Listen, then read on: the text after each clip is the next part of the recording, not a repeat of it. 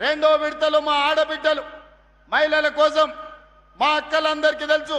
నేను వస్తుంటే చూసిన ఆ వైపు కానీ ఈ వైపున కానీ ఈడ మా అక్కలు ఉన్నారు. అక్క పాలపిట్ట చీర కట్టుకున్న వాళ్ళందరూ ఒక్కసారి నిలబడు రక్క. నేను మా జగ్గన్నకు మా అందరికి చూపించదలుచుకున్నా.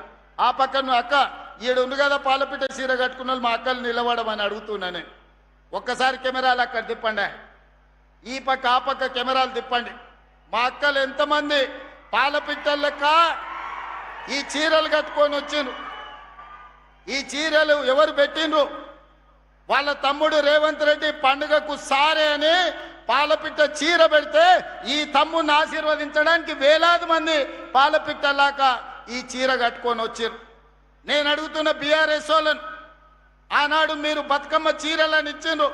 ఏ ఆడబిడ్డన మీరు ఇచ్చిన చీర కట్టుకున్నదా, లేకపోతే ఆ చీరలు తీసుకెళ్లి పొలాల కాడ అడవి పందులను బెదిరించడానికో లేక పంట తింటున్న పిట్టలను బెదిరించడానికో కట్టిండ్రు తప్ప ఎన్నడన్నా ఆడబిడ్డలు మీరు ఇచ్చిన బతుకమ్మ చీర కట్టుకున్నారా? మీ బతుకు జడ బతుకమ్మ చీరల్లో కూడా కమిషన్ కొట్టి ఆ పాపానికి కొట్టుకుపోయి ఫామ్ హౌస్లో బందీ అయి బతుకుతున్నారు. మీరు కూడా మమ్మల్ని విమర్శిస్తారా? ఇవాళ 1 కోటి మంది ఆడబిడ్డలకు పాలపిట్ట చీరలు పోయిన సంవత్సరం ఇచ్చిన.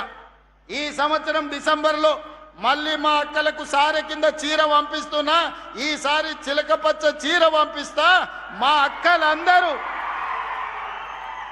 సంతోషంగా పండుగ పూట ప్రభుత్వ కార్యక్రమాల్లో వచ్చే సంవత్సరం చిలకపచ్చ చీర కట్టుకొని రావాలి. అదేవిధంగా స్వయం సహాయక సంఘాలు ఆనాడు 0 వడ్డీ గుండు సూన పెడితే సీతక్క వచ్చిన తర్వాత మా ప్రభుత్వంలో భట్టి గారు 60,000 కోట్ల రూపాయలు 0 వడ్డీతోని ఆడబిడ్డలకు ఇప్పించి బ్యాంకు లింకేజ్ ఈరోజు 2,000 కోట్ల రూపాయలు